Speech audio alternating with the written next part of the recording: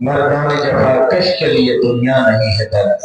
حضرت مولانا عبداللہ صاحب قاسم کے درویشی نے بڑا شاندار تعارف خوبصورت لفظ کرایا۔ اللہ ان کو سلامت رکھے، ان کے حوصلے کو برقرار رکھے اور بحال رکھے، زندہ رکھے، کابندہ رکھے۔ ہمارے بیچ مہمان خصوصی چیف گیسٹ باوقار عالم دین حضرت مولانا شمشاد رحمانی سنت قاسم دعوت برکاتہ عالیہ، نائب امیر شریعت بہار اڑیسہ جھارکھنڈ استاد حدیث و حکمت محمود دیوبند سہارنپور یہ تشریف فرما ہے۔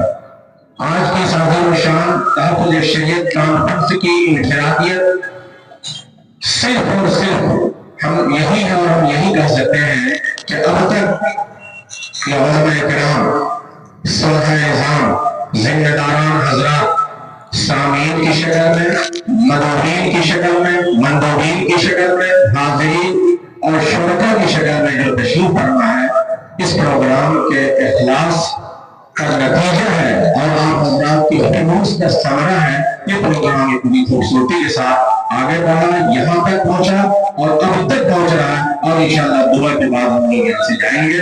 میں حضرت موصوف کے خطاب سے پہلے خطبہ استقبالیہ کے لیے سر سید اکیڈمی جو کہ آپ کے باوقار ڈائریکٹر حضرت مولانا رحمت عبدالسلام صاحب عامل ندوی سے میں التماس کر رہا ہوں آپ تشریف لیں اور خطبہ استقبالیہ آپ پیش کریں۔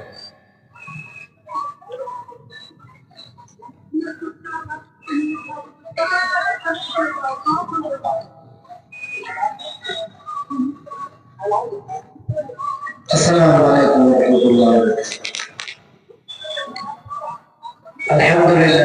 الحمدللہ وکفی وسلام علی عبادہ الذین اصطفی۔ رونق اسٹیج، قابل قدر علماء کرام، معزز مہمانان اعظام اور ستاروں کے مالک جو کہ ہائی اسکول میدان میں چمکتے چمکتے محترم سامعین، اولا میں اپنی جانب سے اور تنظیم تحفظ شریعت و ویلفیئر سوسائٹی جو کہ متاثر کے تمام اراکین کی جانب سے جو کہ ہائی اسکول وسیم الیت میدان میں اس عظیم الشان تاریخ کا تحفظ شریعت کانفرنس 2025 میں امی کے قلب سے آپ تمام احباب کا استقبال کرتا ہوں۔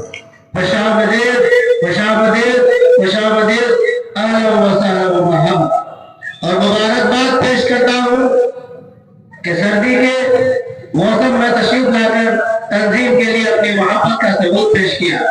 دعا ہے کہ اللہ تعالیٰ آپ کی تشریف آوری کو قبول فرمائے اور آخرت میں نعمت بدل عطا فرمائے۔ سامعین صاحب، میں اپنی بات اردو کے مشہور شاعر استاد الشعراء میر تقی میر کے ایک شعر سے شروع کرنا چاہتا ہوں کہ میر جمع ہے احباب حال دل اہلے، میر جمع ہے احباب حال دل اہلے، پھر اتفاق دل دوستاں رہے نہ رہے۔ آج اس مجمع کو دیکھ کر میں کشمکش میں مبتلا ہوں کہ بات شروع کہاں سے کروں اور ختم کہاں پر۔ میں آپ کے سامنے ہنسوں یا روں، داستان غم سناؤں یا خوشی و مسرت کے گیت جاؤں۔ میرا حال یہ ہے کہ ایک دو زخم نہیں سارا بدن ہے چھلنی، ایک دو زخم نہیں سارا بدن ہے چھلنی، درد بیچارہ پریشان ہے کہ کہاں سے اٹھے۔ حاضرین محترم، زمان حال عکس ہوتا ہے ماضی کا، ماضی میں کی گئی اچھائیوں اور برائیوں کا اثر زمان حال میں بالمبالغہ نظر آتا ہے۔ تو کیوں نہ گفتگو کا آغاز ماضی سے ہی کیا جائے۔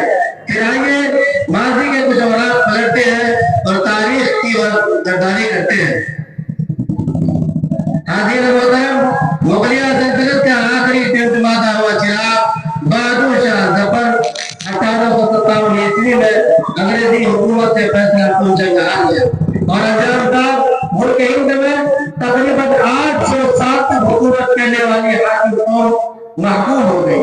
1857 عیسوی سے 1947 تک ایک صدی تک ملک کی ساری قومیں غلامی کی زنجیر میں جکڑی ہوئی گرفتی اور تشدد رہی۔ محکومیت کے دور میں ساری قومیں، کیا ہندو، کیا مسلم، کیا سکھ، کیا عیسائی، انگریزوں کی ظلم و بربریت جھیلتی رہی۔ جب ظلم کی انتہا ہو گئی تو ساری قومیں متحدہ طور پر گروہ ہوئی اور طویل جدوجہد کے بعد ملک آزاد ہو گیا۔ آزادی کے بعد ہندوستانی اقوام کے درمیان ایک بہت بڑی ریس شروع ہو چکی تھی۔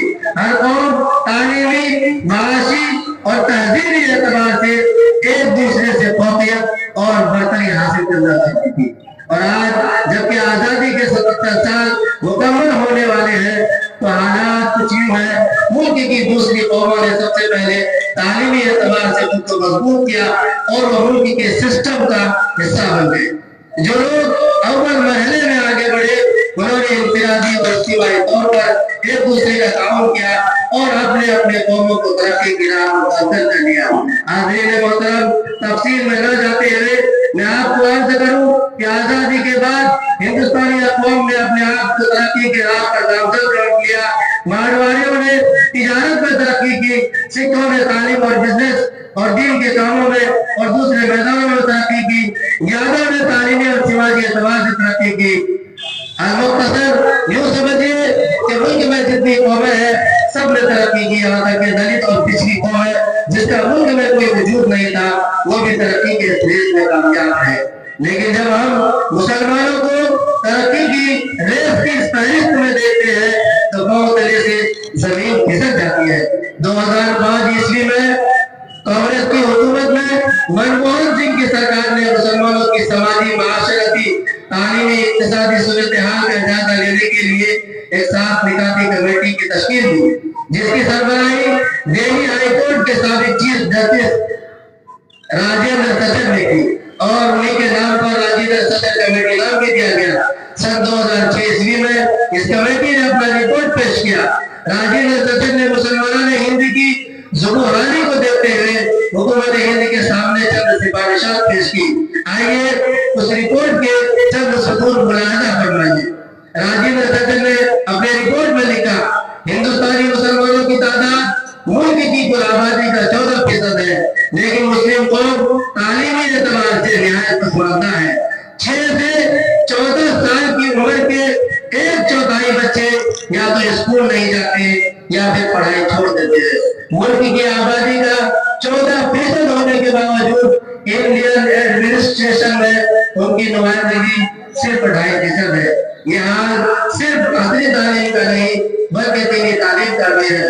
2020 کورونا وائرس سے متاثر ہونے کے بعد ہزاروں مدارس کے طالب علم تعلیم حاصل کرنا چھوڑ دیا اور روز بروز مدارس میں بھی طلباء کی تعداد بڑھتی جا رہی ہے۔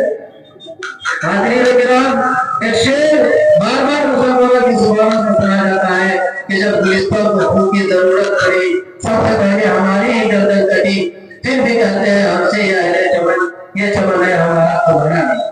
میں پوچھنا چاہتا ہوں کہ کیا کسی کالج یا کسی یونیورسٹی میں مسلمانوں کو تعلیم حاصل کرنے سے روکا؟ کسی نے کاروبار کرنے سے روکا؟ ملک کے اعلیٰ عہدوں میں جانے کو روکا؟